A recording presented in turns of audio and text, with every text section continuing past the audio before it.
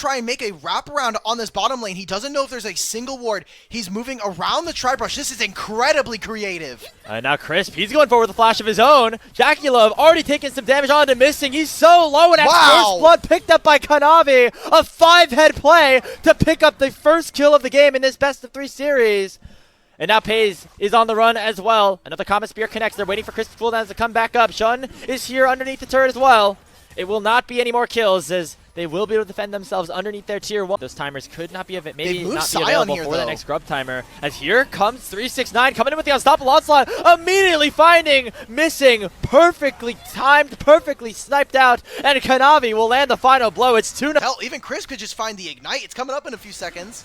Yeah, there was no threat of a kill without that summoner spell, so they're just trying to force Alla back to lane and give Top Esports a numbers advantage around the grubs, out of which they've already claimed 2. However, Shun is here, Pays on the way as well, and a teleport coming back in. It's going to be Scout joining the party, making it a 4v3, at least for the moment, in favor of JDG. Kanavi dashes in. Going to immediately try to find some damage onto Nico. Cream is still here, but he might just be a little bit too late. The Death Ray will make it a 1-for-1, and the Arcane Storm has already come out. Scout does not have his ultimate anymore. He has the flash to try to escape. Here comes that Grand Starfall, and Shun will go down as well. It's a 2-for-1 for Top East. All of the gold advantage in every single lane. And the biggest winner being Kanavi here.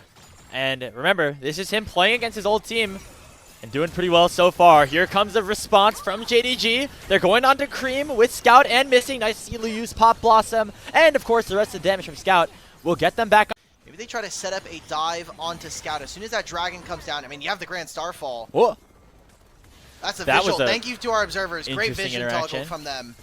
As Chris, after he used that depth charge, he's suddenly in a world of trouble. As a teleport does come in, the Grand Starfall may be issued a bit prematurely for Kanavi, as Top Esports pick up the dragon on the feats of strength, but now could get collapsed upon by JD Gaming. Pays hovering in the mid lane. Shun is here as well, and it does look like Chris is just going to pop that recall and head back on out. So JDG not able to find any kills.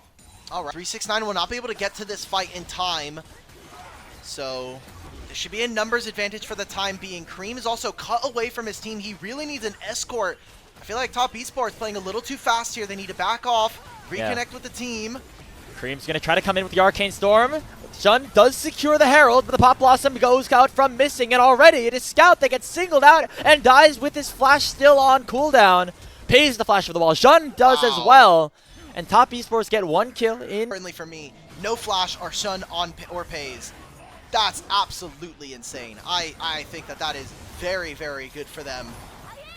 And that means that they can be very aggressive in terms of going for an invade on this next spawn of the blue buff. 369 out of the bush, does land a 2-man decimating smash. As a teleport has come in from Scout. He still has his flash. He still has the Between Worlds, and he's going to use it to try to chunk out Kanavi, who does get shut down. That's a kill going over to the Aurora. And now it is 369 just yeeting his way out of there as Jade. And was once again Crisp with a really nicely placed dredge line to lock down Scout before he could even use his flash. And now Missing might get caught out as Kanavi has found him in his own jungle. However, Cream takes a huge boatload of damage and will go down to the Aurora. Call the Forge God comes out. It's going to be landed here onto the Pantheon, but here comes the response. And here comes Top Esports punching right back. Show with the Crescent Guard will knock away 2. Pays still at half HP on the back line. Gonna try to dish out some damage on the 369 with that Kraken Slayer that you talked about, Hulk.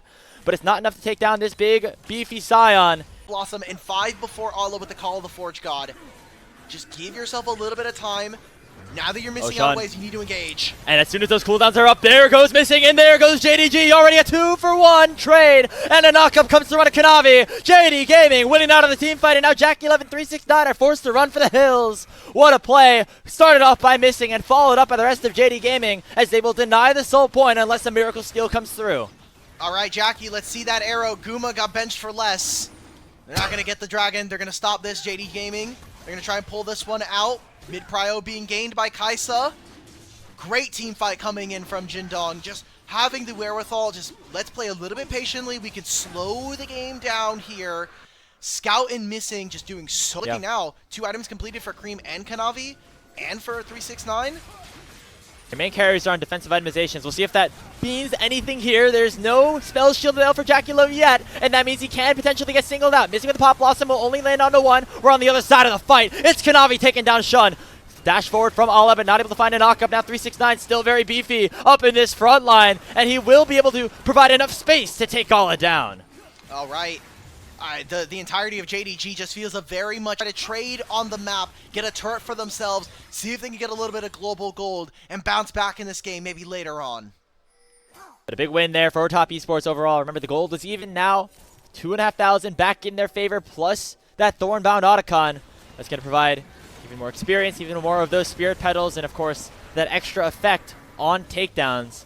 A lot of good situations set up for Top now as they got a really nice fight around that bottom lane.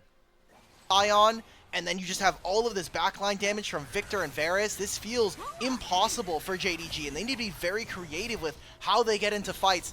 That's the Proto Belt gone from missing, so another engage tool missing gone now. Well, here comes the Ornhorn, and it looks like JDG want to start things off. It only hits onto Ala, but look at Missing. He's already been taken down. Ala has to dash away with the Searing Charge, but the Depth Charge still coming on top. There comes that choo-choo train. Wow. And Pace sees the Killer Instinct to get away. 2-0 in favor of Top Esports. They say, screw that Soul Point. We might just head... 369 is he's level 16 right now. Oh, Jackie. Oh, Jackie. We are too far forward into this mid lane. That Edge of Night not going to save you here. As Paze picks up a much-deserved kill. He finally gets on the board. And it's the Baron being started here. Aurora on a massive flank. Here's the call of the Forge God. It's going to connect here onto two members. 369 tanking up so much on that back line, but here comes the dive. Here comes the Pop Blossom. It lands on a 3 from Missing, but Kanavi's still up and healthy. No way. And 369 will not fall. It's a double kill as Paze goes down. All has to flash over the wall, and Kanavi is not done just yet. That Grand Starfall going to cut off Scout's escape. He dashes in, lands that stun, and Kanavi will pick up the kill, and Top Esports get themselves the ace. And Cream and What else? Top Esports now with Baron on all 5 members, 3 grubs. They're just going to rip apart the base. Scout trying to trade on the opposite side of the map. Objective bounties coming on through. But this could be the end. They're going to be looking on to inhibitor number 1 in mid, inhibitor number 2. And hell, if they don't win the game here, well, guess what? There's a dragon spawning in a minute and a half, and that'll be their Dragon Soul, the Infernal Drake. See Sion's ulti up. Oh man, if we were watching Los Satona's game, you know that Sion's going straight and finish off that tier 2, and now this Aurora could be caught out as there comes that Grand Starfall. Kanavi really trying to hunt Scout down. He uses the E for the additional movement speed. As here goes Scout, he goes and pops the invis. He's just trying to clear out the wave because he knows that he has met his doom. It's Cream picking up the kill, and Top Esports continue to end the game right here as Ala steps too far forward and is taken down. Scout on the back line does not have his ultimate just yet. Pays once again to head back to the fountain, but he might not be able to get back in time. The Pop Blossom from Missing, only doing a little bit of crowd control. Pays dashing in. It's the last ditch effort for JDG, but it will not be enough. A fully charged Q from 369 will seal game number 1 as Top Esports come out with a guns a-blazing in game number 1. 32 minutes, and it felt like for all 32 of it, it was Top Esports.